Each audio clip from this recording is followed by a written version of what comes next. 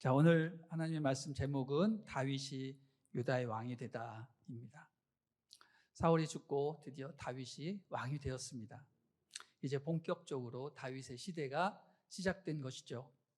그의 앞에는 탄탄대로가 펼쳐져 있고 하나님만 의지하고 나아가면 정말 찬란한 영광스러운 하나님의 그 역사가 이루어지게 되는 것입니다. 그렇지만 인생이 그렇게 쉽게만 펼쳐지지는 않습니다.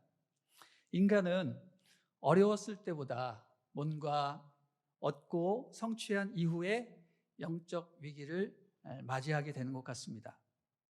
그가 왕이 되어서 순탄한 길도 갔지만 새롭게 풀어나가야 할 이야기들도 산적해 있었습니다.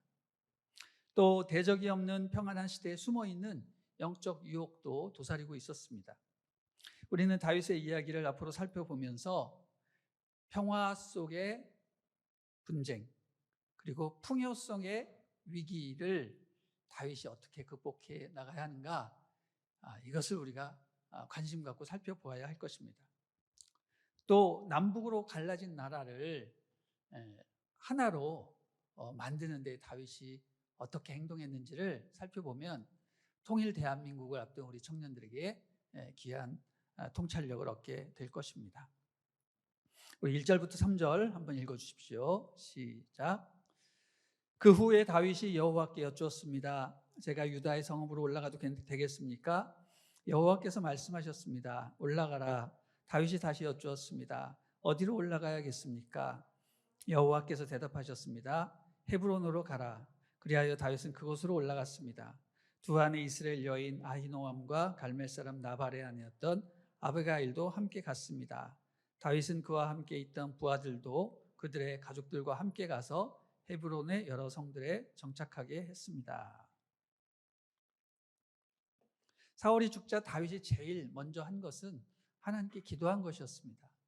앞으로 어디서 살아야겠습니까? 이렇게 물어보니까 하나님께서 대답해 주셨습니다.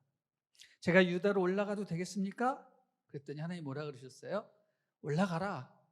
어디로 갈까요? 헤브론으로 가라. 아주 구체적인 도시 지명까지 말씀해 주셨습니다. 그래서 다윗은 그곳으로 올라갔습니다. 여러분, 우리도 이처럼 하나님께 묻고 곧장 응답받고 또 그대로 행하는 삶을 살면 얼마나 좋겠습니까? 아주 이상적이죠? 그런데 그것이 아주 쉬운 일입니까? 그렇지 않습니다. 결코 쉬운 일이 아니죠. 그렇지만 다윗처럼 많은 위기 속에서 하나님의 은혜를 경험한 사람은 이처럼 기도 응답이 신속하게 이루어지게 되어 있습니다. 다윗은 사울에게 쫓기면서 하나님을 전심으로 의지했고요. 하나님께 묻지 않으면 그가 죽을 수도 있는 그런 상황이었기 때문에 그 기도가 간절해서 그 기도가 더 확실하게 응답을 받은 것 같습니다. 그런 것들이 계속 반복이 되니까 그의 기도 생활은 습관이 되어 버렸던 것입니다. 여러분, 우리도 그렇게 기도하고 응답받고 또 쉽게 움직이는 것이 우리의 생활 습관으로 자리 잡아야 합니다. 그렇게 되려면 어떻게 해야 됩니까? 그러면 우리는 하나님을 많이 의지해야 됩니다. 고난도 많이 받고요. 하나님 체험을 많이 해야 기도의 문이 열리게 되어 있습니다. 당장은 어렵고 힘들겠지만 청년으로서 고난받기를 두려워하지 아니하고 기꺼이 그것을 체험하며 하나님을 더 많이 경험하겠다라는 그런 마음가짐을 가지면 여러분 기도 응답이 더 빨리 더 확실하게 오게 될 것입니다. 여러분, 젊어서의 고생은 돈으로도 바꿀 수 없다라는 그런 말이 있지 않습니까? 여러분이 고난받는 것은 아주 훌륭한 것입니다. 하나님을 더 깊이 만날 수 있는 귀한 기회가 되는 것이죠. 그래서 여러분, 고난도 달게 받고 하나님 체험도 많이 해서 여러분 기도의 달인이 다 되시기를 주님의 이름으로 축원합니다. 하나님의 허락을 받은 그들은 헤브론으로 올라갑니다. 그리고 거기서 안착을 하게 됩니다. 다윗이 자기 부인들과 그리고 자기 부하들과 그의 가족들을 다 함께 데리고 거기에 갔다라는 것은 그곳에서 완전히 안착을 하겠다라는 그런 뜻이죠. 거기서 그들은 정말로 모처럼의 안식을 누리고 여유 있는 시간을 가졌습니다. 돌아보니 지난 수십 년 동안의 삶은 천신만고의 그런 생활이었습니다. 골리앗을 죽인 국민 영웅에서 순식간에 도망자의 신세로 전락을 했고, 또 아둘람 공동체에서 홀로 있었지만 어느새 수많은 비류들의 무리들이 되었고, 또 블레셋으로 도망을 가서 아기스 왕의 부하로 지내다가 기적같이 다시 자유의 몸이 되어서 지금 헤브론에서 살아가게 된 것입니다. 다윗은 지난 과거를 이렇게 돌아보면서 어쩌면 감격의 눈물을 많이 흘렸는지도 모릅니다. 평화로운 분위기 속에서 뛰어다니는 아이들과 행복해하는 그런 부하들과 식구들의 모습을 보면서 그는 하나님께 감사의 기도를 많이 드렸을 것입니다. 아마 그때 지은 시가 바로 여호와는 나의 목자시니 내가 부족함이 없으리로다, 그 유명한 시편 23편이 아니었나, 그런 추측을 해보게 됩니다. 그가 유다 지파 땅 헤브론에 정착했다라는 것은요, 상당한 의미가 있는 일이었습니다. 일찍이 유다 지파의 두목 갈렙은 그의 나이 85세 때에 모세에게 담대히 나아가서 이렇게 얘기했죠. 이 산지를 내게 주소서, 이렇게 요구하면서 그 당시 헤브론 지역을 점령하고 있던 강력한 안악조선을 물리치고 그 헤브론 산간 지역을 유다 지파에 귀속시킨 그런 적이 있었습니다. 다윗은 분명 이 사실을 알았을 것이고요, 갈렙의 그 진취적 영성을 이어받아서 그 자리에서 사는 것 자체가 자랑스러웠을 것입니다. 또 하나님께서도 그런 믿음을 가지고 살라고 그 땅을 주신 것이라고 믿고 그렇게 거기서 정착을 했을 것입니다. 그러던 어느 날 유다 지파 리더들이 다윗을 찾아왔습니다. 우리 4절 말씀 앞부분만 한번 읽어보도록 하겠습니다. 시작. 그때 유대 사람들이 와서 거기서 다윗에게 기름 붓고 그를 유다의 집을 다스릴 왕으로 삼았습니다. 네. 자, 유다 지파의 리더들이 다윗에게 찾아와서 그의 머리에 기름을 붓고 그를 왕으로 추대했습니다. 그렇게 해서 다윗이 유다 지파의 왕이 된 것입니다. 그는 유다 지파의 왕이 되기 위해서 무력으로 그들을 점령하지 않았습니다. 군사적으로 밀어붙여서 왕이 된 것이 아니라 자연스럽게 유다 지파의 사람들에 의해서 추대되어 왕이 된 것입니다. 여러분, 이 사실이 되게 중요한 겁니다. 사실 그는 수십 년 전부터 선지자 사무엘로부터 기름 부음을 받았고 왕이 될 것을 예언받았습니다. 그런데 그는 한 번도 자기 스스로 왕이 되려고 노력한 적도 없었고 또 왕이 되려고 한 적도 없었습니다. 때가 오기만을 그냥 기다린 것입니다. 그랬더니 어떻게 됩니까? 하나님께서 알아서 때가 되니까 그를 왕으로 세워주십니다. 백성들이 부르지도 않았는데 찾아와서 그를 왕으로 추대합니다. 여러분, 권좌는 일개국의 왕이 되는 그런 사람은요, 자기 손으로 피 묻은 자기 손으로 왕관을 써서는 안 되는 것이죠. 왕이란 하나님이 왕관을 씌워 주셔야 되는 겁니다. 하늘의 허락을 받아야 되는 거예요.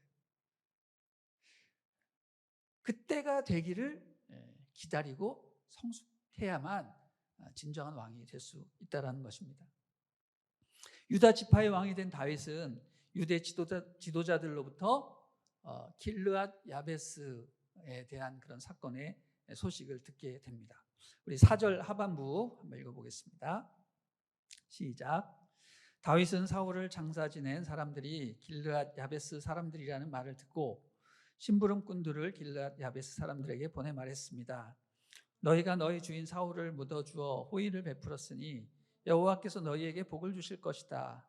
여호와께서 너희에게 은혜와 진리를 베푸시기를 빌고 나 또한 너희가 그런 일을 한 것에 대해 그만큼의 보상을 해줄 것이다. 그러니 힘을 내고 용기를 가지라. 너희 주인 사울이 죽었고 유다의 집안은 내게 기름 부어 왕으로 삼았다. 아멘. 그가 왕이 되자마자 길르앗 야베스 족속의 얘기를 듣고 그들을 칭찬하고 그들에게 전가를 보냈습니다.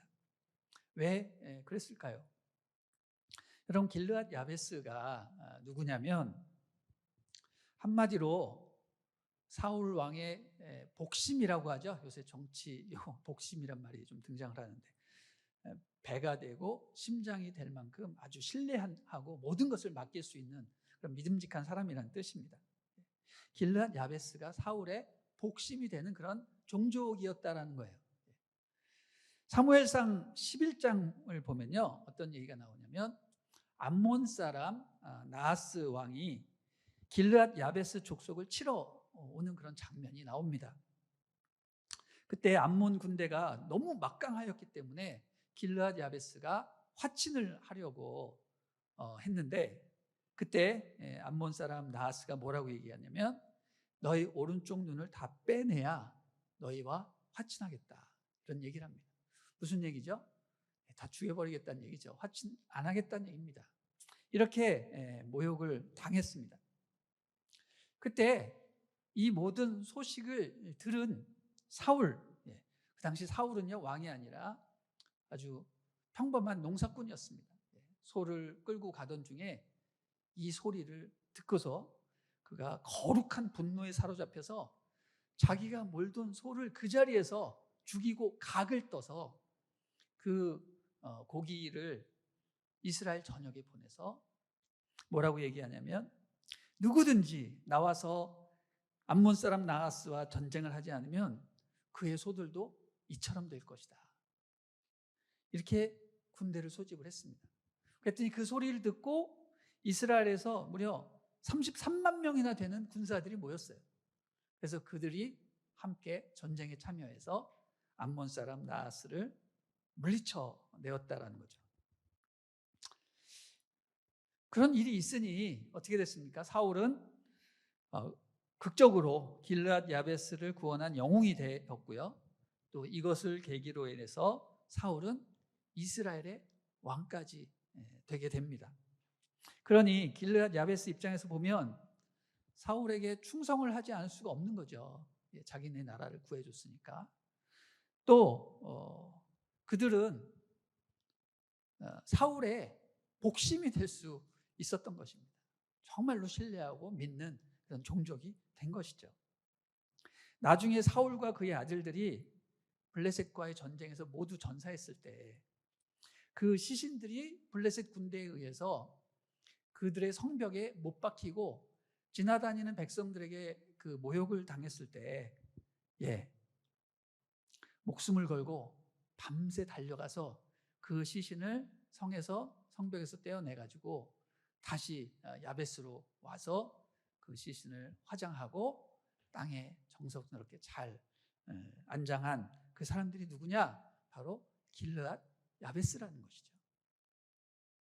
그들이 그런 행동을 할 수밖에 없었던 것을 우리는 충분히 짐작하고도 남습니다. 왜냐하면 충성된 사람이었고 그들은 자기 종족을 구해준 은인이었기 때문에 그렇게 할 수 있었던 것입니다. 그들의 참으로 충성되고 용맹된 행동을 바로 다윗이 사울 대신 칭찬해 준 것이죠. 사실 길르앗 야베스 사람들은요, 다윗의 사람들이 아니라 누구의 사람이에요? 정적인 사울의 사람이었죠. 다윗이 그들에게 정가를 내려서 칭찬할 필요까지는 없었던 것입니다. 그냥 가만히 있어도 되는데 다윗은 일부러 그들을 높이고 칭찬하고 전가를 보내고 이렇게 했다라는 것이죠. 왜 그렇게 했을까?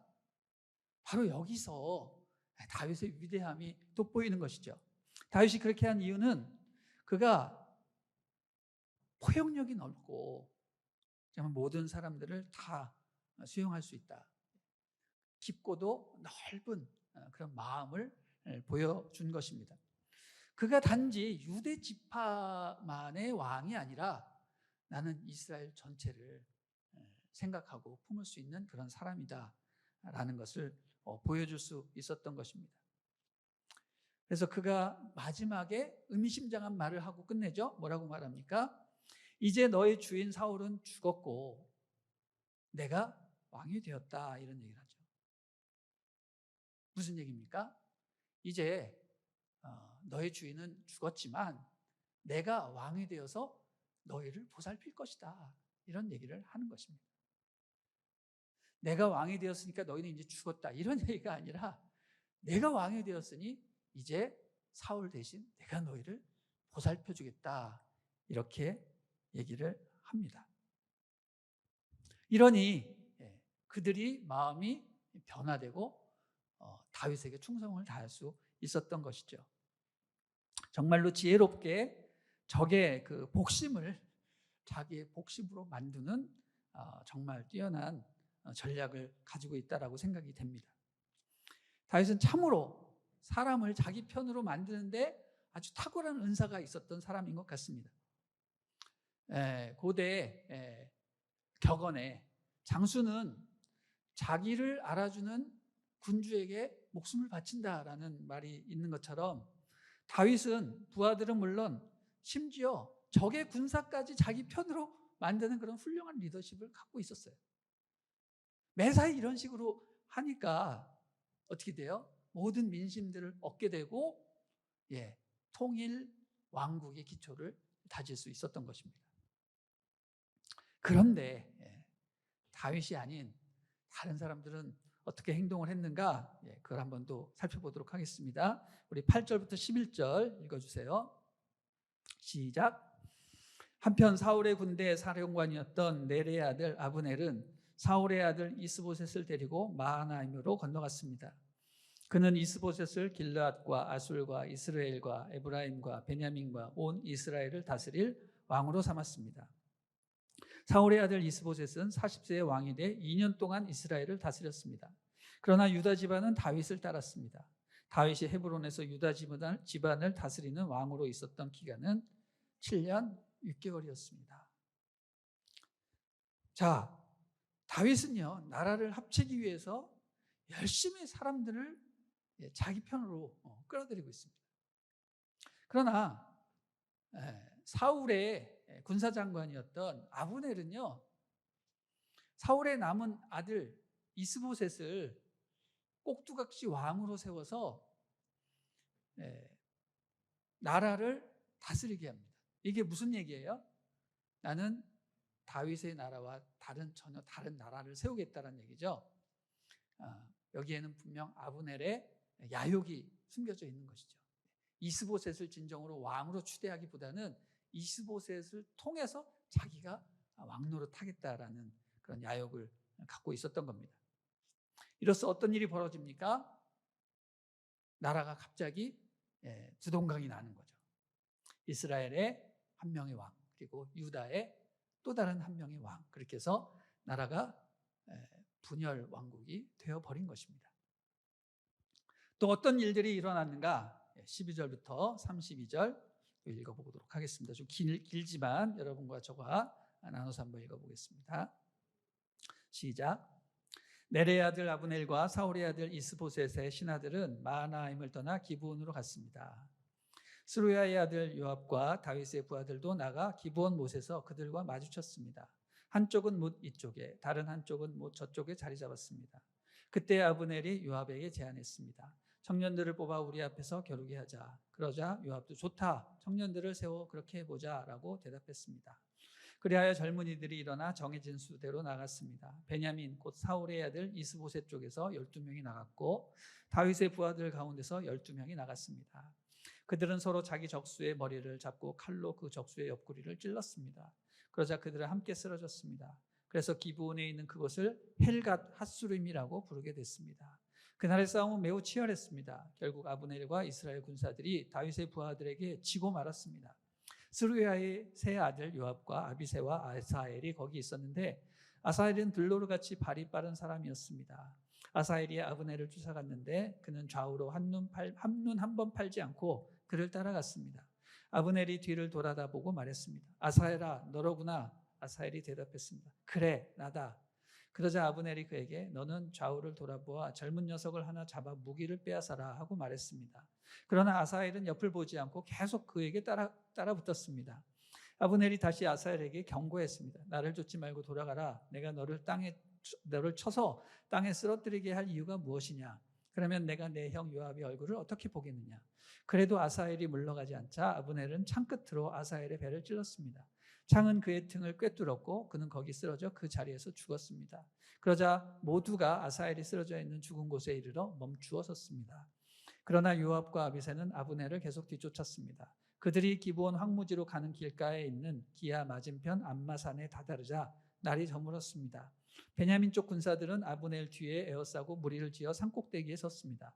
아브넬이 큰 소리로 요압에게 말했습니다. 언제까지 그 칼이 사람을 집어삼켜야 하겠느냐? 이 일이 결국 고통으로 끝나리라는 것을 알지 못하느냐? 내가 언제쯤 내 부하들에게 형제들을 쫓지 말라고 명령하겠느냐?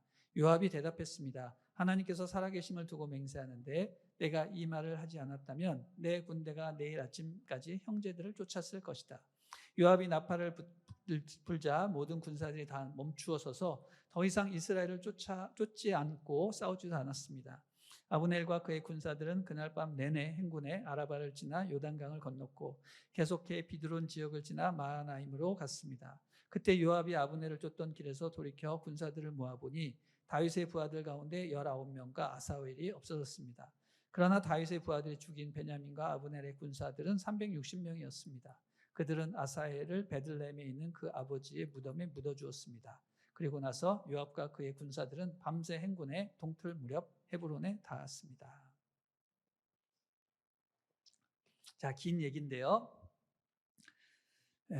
다윗은 어떻게 했습니까? 넓은 마음으로 적군들까지 품는 그런 리더십을 보이고 있었지만 이 다윗의 측근들은 다윗의 마음을 이해하지 못하고 아브넬과 그 이스라엘 사람들을 단순히 극복해야 하는 대적으로 인식을 하고 있었던 것입니다. 그렇게 생각을 하다가 정말로 큰 일이 벌어진 거예요. 그게 바로 뭡니까? 오늘 우리가 읽은 요압과 아브넬의 어떤 비극, 무예 경연이었습니다. 요압의 군사들과 아브넬의 군사들이 어떻게 만나게 되었는지는 잘 모릅니다. 아마 경계 근무를 서다가 그 군대끼리 서로 맞부딪혔는지 모르겠습니다. 기브온 못 근처에서 서로 만났는데 이들은 서로 힘 과시를 하려고 무예 경연을 하게 되었던 것 같습니다. 당시 요압은요, 다윗의 사촌이었어요. 그리고 그에게는 2명의 동생이 있었는데 바로 아비새와 아사헬이었습니다. 둘 다 민첩하고 용감무쌍한 그런 용사들이었는데 특별히 마지막 동생 아사헬은요, 들로루같이 발이 빠른 사람이었다고 이렇게 기록을 하고 있습니다. 아브넬은 요압의 군사들을 보고서 좀 얕잡아 봤는지 서로 무예 시합을 한번 하자라고 먼저 제안을 했습니다. 그때 요압은 그의 제안에 흔쾌히 대답을 하고 각자의 편에서 싸움 잘하는 12명을 보내서 서로 무예 경연을 하기로 했습니다. 처음에는 둘이 같은 민족이기 때문에 친선으로 무슨 스포츠 경기 하듯이 무예 경연을 했겠죠. 그런데 한참 시합을 하다 보니 감정의 싸움이 일어나게 되었고 또 그것이 발전되어서 서로 죽이는 그런 혈투가 되어버렸습니다.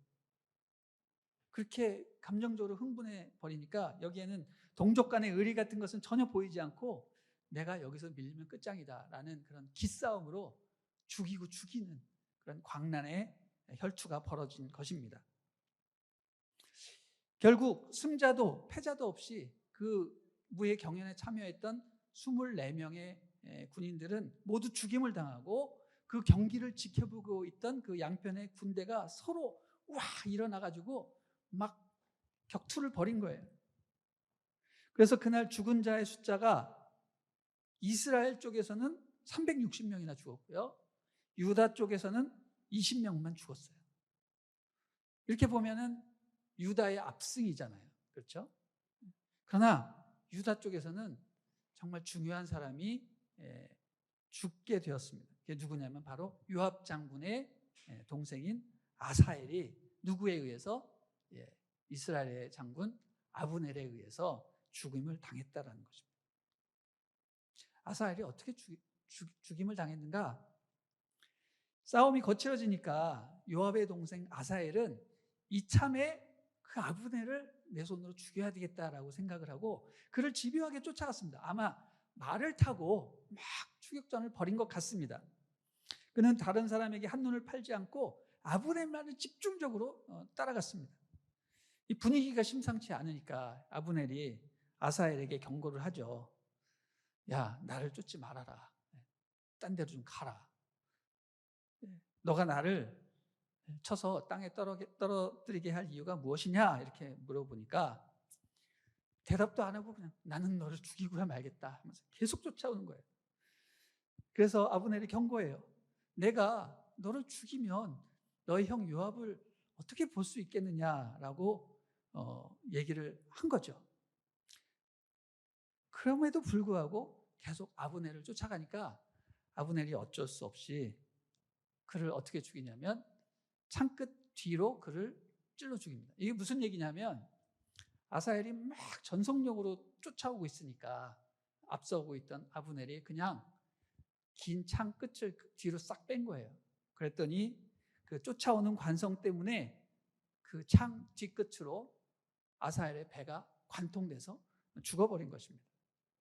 아무리 발이 빠르고 용감을 해도요, 노련한 아브넬을 당할 수가 없었던 거예요. 이로써 아사엘은 죽고 아브넬과 요압은 서로 돌이킬 수 없는 그런 강을 건너게 된 것이죠. 왜 이들이 이렇게 피 터지게 싸우고 또 요압은 사랑하는 동생마저 잃게 된 것일까? 여기에는 다윗의 그 너그러운 마음, 민족 통일을 위한 포용하는 그런 마음이 없이 그저 상대방을 무력으로 제압해야 된다라는 그런 욕심만 있었기 때문에 이런 일이 벌어진 것입니다. 나라가 갈렸는데 힘으로 무력으로 상대방을 제압해서 통일하려고만 하면 이처럼 돌이킬 수 없는 비극적 참상이 일어나게 되어 있습니다. 이렇게 해서 서로 죽고 죽이고 피를 보게 되면 둘 사이는 원수가 되어버려요. 아무리 화합하고 하나가 되려고 해도 결코 하나가 될 수 없는 상황까지 가게 되는 겁니다. 저는 이 말씀을 보면서 분단의 비극을 겪은 우리나라에 이렇게 정말 자연스럽게 적용이 돼버렸어요. 여러분, 우리나라는요, 뜻하지 않게 일본이 2차 세계대전에서 패망함으로 말미암아 광복이 찾아오는 그런 행운을 누렸단 말이죠. 그런데 그 행운도 잠시 곧바로 이데올로기의 문제로 남과 북이 나뉘게 됐어요. 그야말로 그냥 이데올로기의 문제로 남과 북이 나눠졌어요. 북쪽은 공산사회, 남쪽은 자유민주사회로 이렇게 갈라지게 된 거죠. 그래도 거기까지는 그냥 이데올로기의 문제이기 때문에 서로 한민족이라는 생각은 있었습니다. 그러나 어떻게 됩니까? 곧바로 6.25 전쟁이 터지게 되는 거죠. 서로 죽고 죽이는 가운데 어떻게 됐습니까? 남과 북은 완전히 갈라진 거예요. 피를 봤어요. 그러니 이 피를 경험한 전쟁 1세대가 다 죽기 전까지는요, 통일이 불가능한 거예요. 아마 전쟁을 경험하지 않은 사람들만 살아있으면 통일에 대한 논의가 아주 구체적으로 진행이 될 것입니다. 그러나 아직까지 그것은 거의 불가능한 상황으로 남아있는 처지입니다. 여러분, 다윗 시대에 남북을 통일시킨 것이 하나님의 뜻인 것처럼 현재 분단된 남과 북이 하나 되는 것도 하나님의 뜻이 확실한데, 그렇기 때문에 다윗이 이 모든 상황을 어떻게 수습하여서 통일 왕국을 만들어냈는지를 우리가 정말로 세심하게 관찰하고 적용해야 됩니다. 아쉽게도 오늘이 아니라 다음 시간에 그것을 좀 더 심도 있게 나눠보기로 하고요. 오늘은 우리가 통일을 이루는데, 특별히 평화 통일을 이루는데 정말로 중요한 원칙 하나만을 살펴보고 오늘 설교를 마쳐보도록 하겠습니다. 우리 다 같이 3장 1절 말씀을 보겠습니다. 읽어주세요. 시작. 사울의 집안과 다윗의 집안 사이의 싸움은 오랫동안 계속됐습니다. 다윗 집안은 점점 더 강해졌고 사울 집안은 점점 더 약해졌습니다.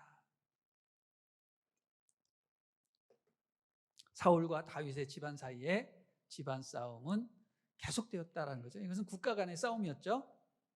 그러나 다윗의 집안은 점점 더 강해지고 사울의 집안은 점점 더 약해졌다. 이렇게 결론 내리고 있습니다. 사울과 다윗의 집안 싸움이 계속되었다고 했습니다. 요압과 아브넬이 피 터지는 사륙전을 펼쳤던 것처럼 크고 작은 싸움들이 계속 있었던 거예요. 그런데 여기서 중요한 흐름이 파악이 되는데 이게 뭐냐면, 다윗, 말하자면 유다 지파가 세력이 계속 강했고, 북쪽 이스라엘 사울 왕국은 점점 더 약해졌다는 거죠. 왜 그랬을까요? 다윗은 하나님의 마음에 합한 사람이었고 상대방은 아니었기 때문에 그렇게 된 것입니다. 자, 이것은 우리가 두 나라가 통일을 이루는데 정말 중요하게 여겨야 할 그런 원리라고 생각을 하는데요. 양국이 통일을 원하는 그런 양국이 세력이 서로 비슷하면요, 절대로 평화 통일이 이루어질 수가 없습니다. 여러분 생각해 보십시오. 둘이 세력이 동등한데 왜 평화 통일을 이루어서 하나를 만들려고 하겠습니까? 각자 자기의 세력으로 상대방을 제압하려고만 하지 결코 대화와 타협을 통해서 평화 통일을 이룩할 이유가 전혀 없는 거예요. 여러분, 통일은요, 반드시 힘 있는 쪽이 힘이 없는 쪽을 흡수통일하는 방향으로 나아가게 되어 있습니다. 결코 대등한 두 나라가 대화와 타협을 통해서 하나로 만들자, 이거는 있을 수 없는 일이에요.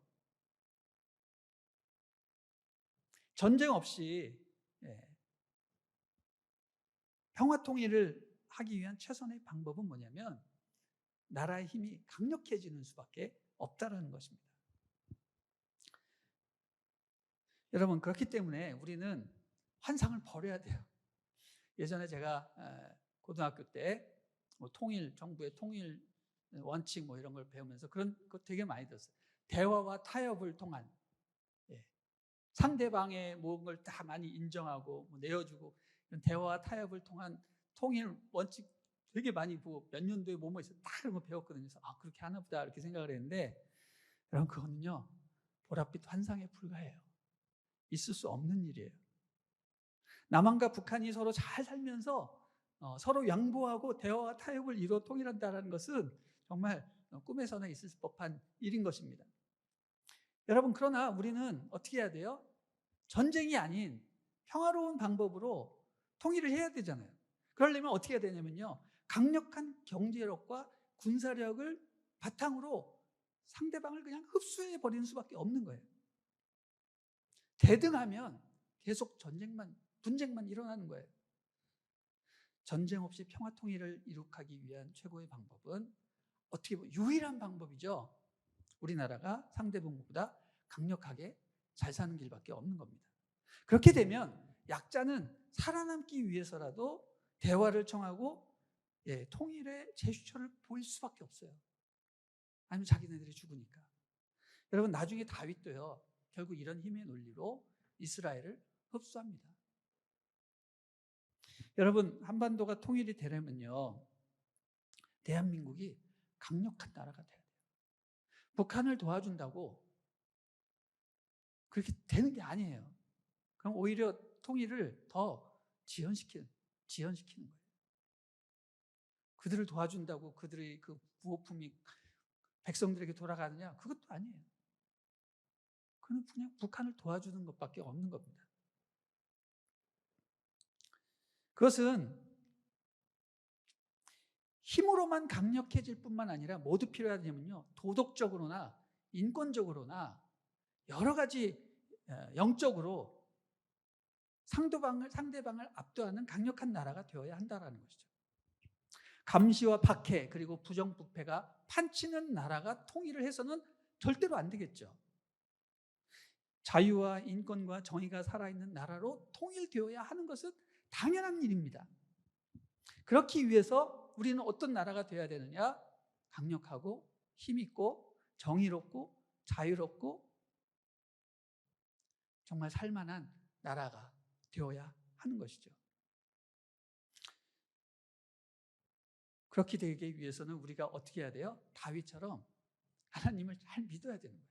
하나님의 손이 다윗에게 임하는 것처럼 하나님의 손이 대한민국의 우리 국민들과 또 여러분, 우리 청년 세대에 임해 있어야 되는 겁니다. 이게 바로 통일의 선결 조건이에요. 이게 해결이 되지 않으면 통일이 돼도 큰일 나는 거예요. 다 망하는 거예요. 이런 것이 선결 조건이 되어 있지 않으면. 그래서 우리 하나님께서 대한민국을 축복해 주시고 대한민국에 힘을 주셔서 북한을 흡수 통일하게 하시는 것이 바로 주님의 방법이라는 것입니다. 여러분, 통일 대한민국은요, 여러분 세대에 반드시 일어납니다. 여러분이 그 주역이 되는 거예요. 그래서 준비해야 돼요. 그럼 어떻게 준비하는가? 다윗처럼 거룩한 능력을 소유하고 하나님의 은혜를 받아야 하며 또 포용력 있게 그들을 품을 수 있도록 준비를 해야 됩니다. 그 일은 어떻게 이루어질 수 있는가? 하나님의 은혜 가운데 하나님을 잘 믿고 따를 때 그 일이 가능해지는 것이죠. 그래서 여러분, 신앙생활 잘하는 것이 통일 대한민국을 앞당기는 거예요. 여러분, 성경도 열심히 읽고 하나님의 뜻이 무엇인지를 분별하고 성령 충만하시고 기도도 열심히 하세요. 다윗과 같은 사람이 되려고 하세요. 그럼 통일 대한민국이 이루어지는 것입니다. 하나님의 손이 누구에게 있습니까? 바로 여러분에게 있습니다. 하나님을 의지하는 여러분에게 있기 때문에 여러분은 통일 대한민국을 이끌 수 있는 지도자가 될 수 있는 것입니다. 그런 여러분을 축복하고 그런 여러분을 위해서 잘 훈련시키는 것이 저희 몫이라고 생각하고 우리 그것을 준비하는 공동체가 다윗 공동체라고 생각이 됩니다. 하나님의 은혜와 하나님의 능력의 선이 여러분 모두에게 임하시기를 주님의 이름으로 축원합니다.